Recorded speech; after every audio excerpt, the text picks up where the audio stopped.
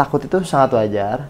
Cuman menurut saya ketika kita berada di dalam ketakutan, artinya kita berada di jalan yang benar. Karena apa? Semakin diri kita takut, semakin kita mempersiapkan. Oke.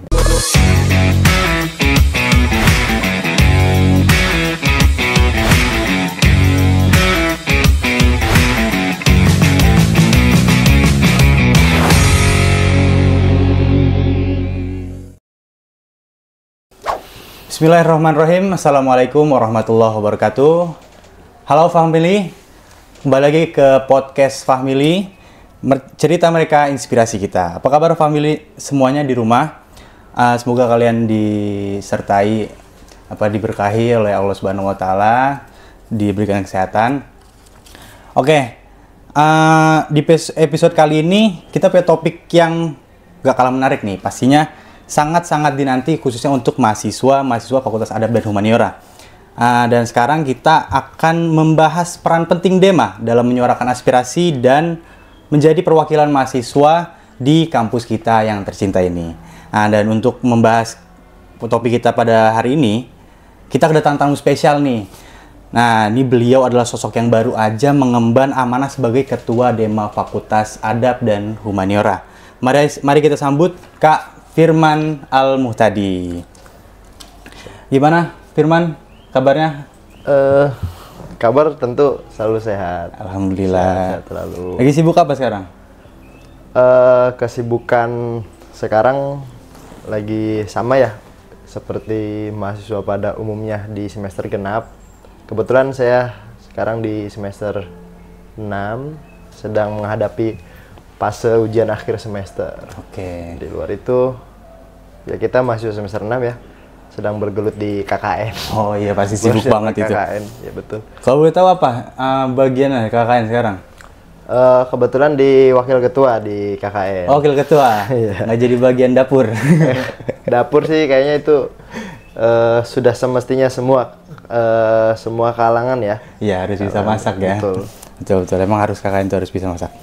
Oke. Yang kita tahu kan Firman ini menjabat sebagai ketua DEMA ya. Itu kalau boleh tahu apa sih yang melatar belakangi Firman itu untuk aktif di organisasi kampus khususnya di internal? Oke, saya izin menjawab. Pertama, ini yang perlu diluruskan. Sebetulnya tidak hanya di publik terkait ketua DEMA ya. Yang lebih jelas, semestinya yang benar itu adalah hari ini positioning saya adalah ketua PLT DEMA, bukan ketua DEMA, karena di periode sebelumnya itu Pres Mulki ya, itu baru ketua DEMA, kemudian sambil menunggu pemilu mendatang ada surat keputusan terbarukan dari rektor, akhirnya diisi ada PLT ya. Kemudian sebetulnya tidak hanya di Fakultas Adab saja, di luar juga fakultas dan kawan-kawan yang lain juga sama, cuman ada beberapa yang akhirnya diperpanjang, ada yang di PLT-kan. Nah, untuk berbicara kenapa akhirnya saya memilih aktif di organisasi ya, tentu setiap orang punya alasan dan motivasi serta prinsip masing-masing berkenaan dengan itu. Cuman yang jelas, buat saya, organisasi ini bukan hanya sekedar kita mencapai tujuan bersama. Cuman lebih dari itu justru bagaimana akhirnya kita berada di fase kehidupan community development ya, kalau kita sering menggaungkan hal itu. Artinya kita tergabung dalam komunitas yang lebih besar gitu, tidak hanya kita mengandalkan diri sendiri. Nah, atau sederhananya gini, kenapa saya akhirnya memilih untuk berorganisasi? Karena saya kira hari ini banyak sekali yang menganggap bahwa, atau ke belakang lah, setelah adanya mungkin digital meningkat gitu ya. Iya, betul. Terus seolah-olah ya udahlah cukup aja kita belajar soal apapun secara otodidak di media sosial, di TikTok cukup. Dan hari ini kan organisasi tidak menjamin apapun. Karena kan banyak yang seperti itu. Justru buat saya sampai kapanpun ya organisasi tetap relevan. Nah, ya motivasi saya sih ingin membangun jaringan lebih luas aja selama hari ini sampai ke depan. Gitu sih kurang lebih. Betul, saya juga beranggapan kalau bahwasannya sekarang kan banyak ya apa yang menggaungkan kalau organisasi kampus tuh udah nggak seefektif ya, betul. dulu. Karena mungkin bisa dari internal organisasi kampusnya sendiri yang mengupgrade supaya mengikuti perkembangan zaman. Ya, harusnya ya, seperti itu ya. Ya. Oke, mungkin kalau boleh tahu seaktif apa sih di kampus itu, maksudnya sejak kapan? Sejak kapan itu untuk Firman sendiri bergelut di dunia organisasi? Oke. Kalau pertama kali ya di kampus ya, mungkin sejak mahasiswa baru saya tergabung, kayak ya kita berusaha ambil peran dan nyari kesempatan serta peluang buat bisa masuk di organisasi gitu. Ya lagi-lagi mungkin kalau diukur secara periode sejak zaman mahasiswa baru ya saya. Iya, mahasiswa baru ya. Berarti sudah menyadari sejak mahasiswa baru itu ya?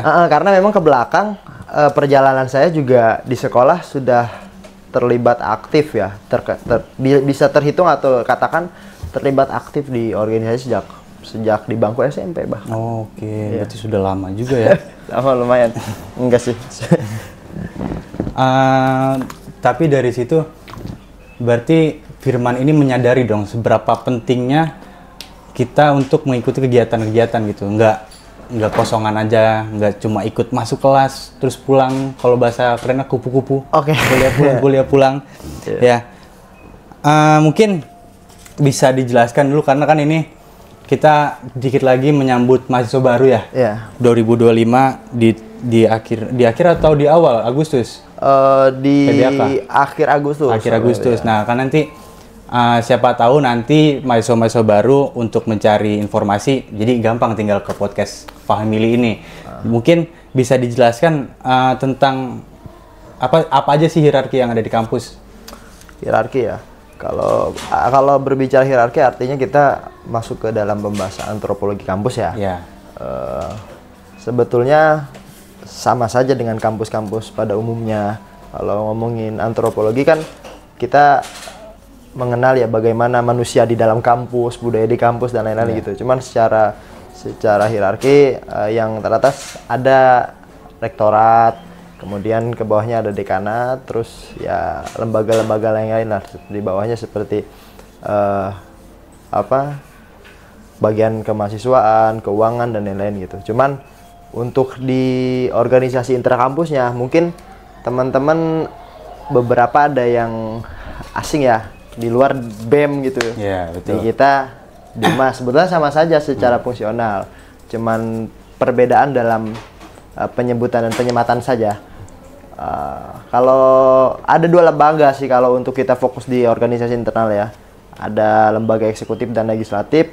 Kebetulan Dema masuk ke dalam ranah eksekutif dan Sema masuk ke dalam ranah legislatif. Senat itu. Senat gitu. Oh iya, kita dari tadi belum tahu nih Firman jurusan apa sebenarnya? Belum. Saya jurusan di adab, bahasa dan sastra Arab. Bahasa dan sastra Arab, berarti jago banget nih bahasa Arab ya. Fasih bahasa ini. Saya masuk untuk belajar justru. Oh, betul. Biar lebih fasih dan bisa optimal. Supaya fasih. Amin. Mungkin ini kan siapa tahu nanti mahasiswa baru juga pengen tahu apa aja sih jurusan yang ada di Fakultas Adab dan Humaniora ini. Oke, ini menarik. Ada 5 program studi ya di Fakultas Adab dan Humaniora. Yang pertama ada Bahasa dan Sastra Arab. Kemudian ada Bahasa dan Sastra Inggris. Terus ada Ilmu Perpustakaan. Ada Terjemah. Dan ada terakhir di Sejarah Peradaban Islam. Sejarah Peradaban Islam. Iya, ada 5 jurusan kita nih. Iya, betul. Kebetulan emang Adab ini fakultasnya sangat bagus ya, terbagus ya bagi saya. Strategis ya. Sangat strategis. Kita paling jauh nih dari fakultas-fakultas lain. Iya, betul. Mungkin selain itu nanti kan mahasiswa baru ya. Kira-kira dari Firman sendiri apa sih yang harus dipersiapkan untuk mahasiswa baru nanti yang untuk masuk ke ranah mahasiswa? Oke. Yang pertama ya, menurut saya yang perlu dipersiapkan tentu soal kesiapan diri pribadi. Oke, betul. Artinya berkaitan dengan entah mental itu. Kemudian yang kedua memikirkan, wah nanti kalau sudah masuk UIN tinggalnya di mana ya? Nah, ya, betul, itu itu harus dipikirkan juga, apakah akan pulang pergi atau akan ngekos gitu. Begitulah, atau yang harus ditekankan juga persiapan-persiapan yang memang berkenaan dengan peraturan di kampus atau di lembaga berkaitan, hal-hal apa yang harus dipersiapkan, biasanya itu diinformasikan. Iya, betul. Mungkin karena Firman juga sebagai mas santri ya kalau nggak salah ya di sini ya. Santri sih. Mas. Kalau maha tuh kayak maha banget gitu. Iya, jadi Firman ini teman-teman, jadi dia tuh selain jadi mahasiswa, jadi dia mondok juga di pondok apa namanya? Di Pesantren Luhur Sabilus Salam. Sabilus Salam. Nah, jadi banyak teman-teman UIN juga, bukan cuma Fakultas Adab doang. Jadi banyak ya, mungkin bukan dari UIN aja kali. Bukan, juga kita ada di teman-teman universitas lain, PTIKI, IKI. Banyak jadinya. Iya, betul. Jadi pertemanannya lebih luas jadinya ya. Amin, mudah-mudahan. Oke, balik lagi kita ke Dema. Mungkin nanti kan Mas Firman ini baru saja menjabat ya. Mungkin bisa dijelaskan apa sih program unggulan dari Firman sendiri? Apakah ada yang baru kah atau melanjutkan dari pengurusan sebelumnya? Oke. Untuk berbicara program, kita akan coba suguhkan program besar kami. Tentu hari ini nanti insya Allah salah satu program unggulan akan kita landingkan di bulan September akhir sebelum selesainya pengurusan di PLT ini. Ada nanti festival budaya literasi di sana. Nah, kemudian kalau yang terdekat nih agenda dan program dari Dema sendiri adalah pengenalan budaya akademik kampus. Itu benar. Udah. Berarti yang paling dekat itu nanti PBAK ya? PBAK, betul. Berarti lagi running nih. Alhamdulillah sekarang dengan teman-teman di jurusan, kemudian dari Dema sendiri juga sudah ada di running ya, sedang dipersiapkan menjelang nanti di akhir Agustus ya pelaksanaan. Oke. Mungkin masih di ranah Dema ya. Ada nggak sih forum-forum diskusi yang Dema sediakan buat teman-teman Fakultas Adab dan Humaniora ini? Oh tentu. Untuk forum diskusi mingguan juga kita, 2 minggu sekali ya, ada di hari Selasa.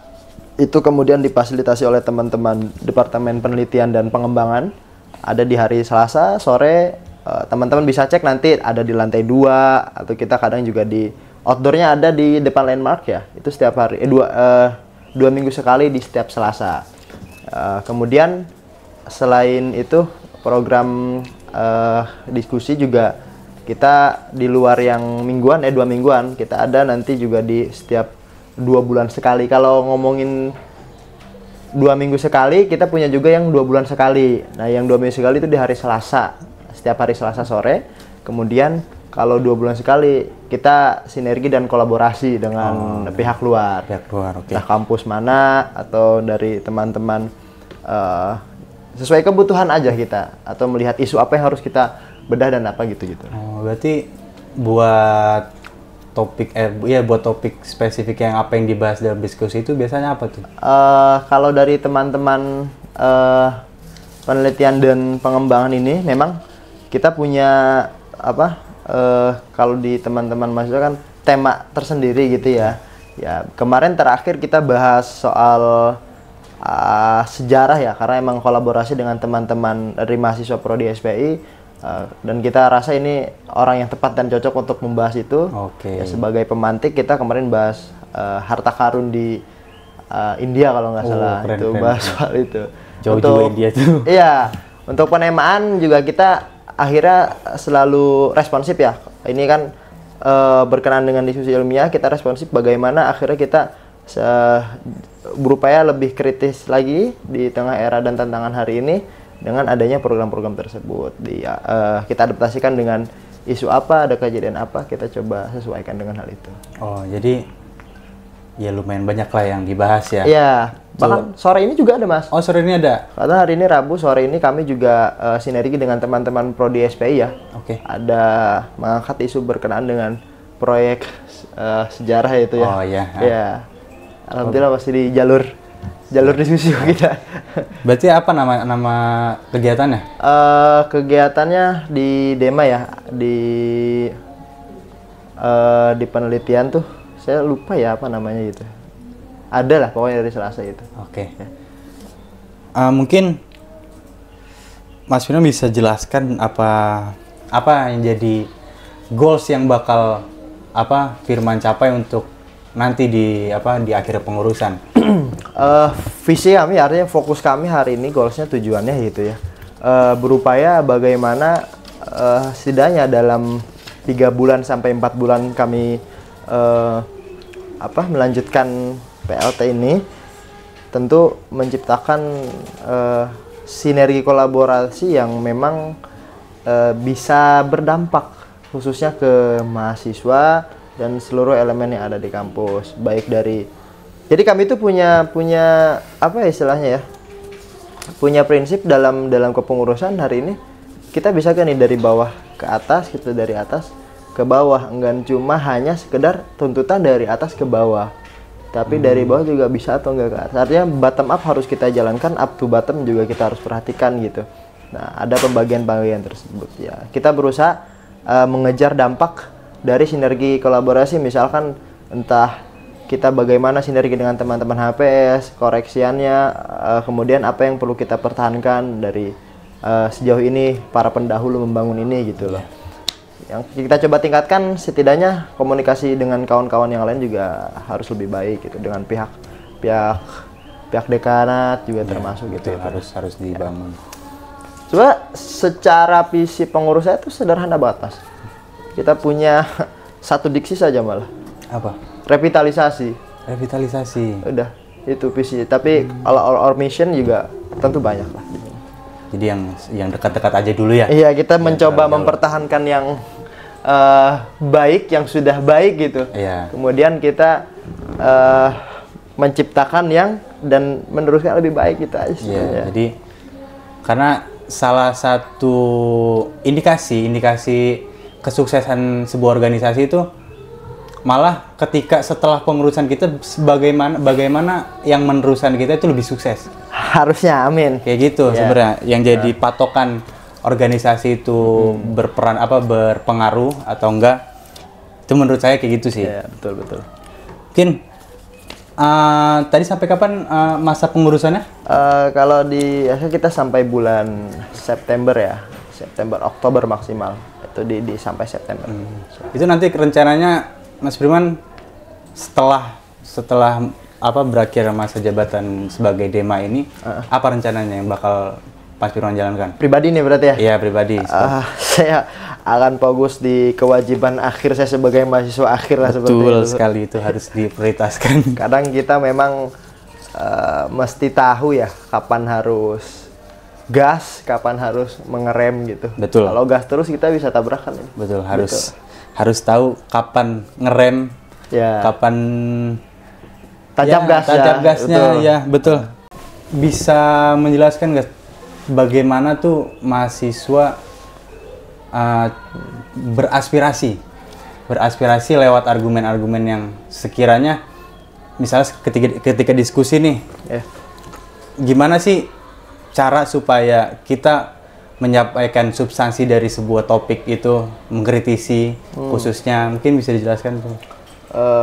Menyampaikan aspirasi ya, setiap orang punya cara dan metodenya masing-masing.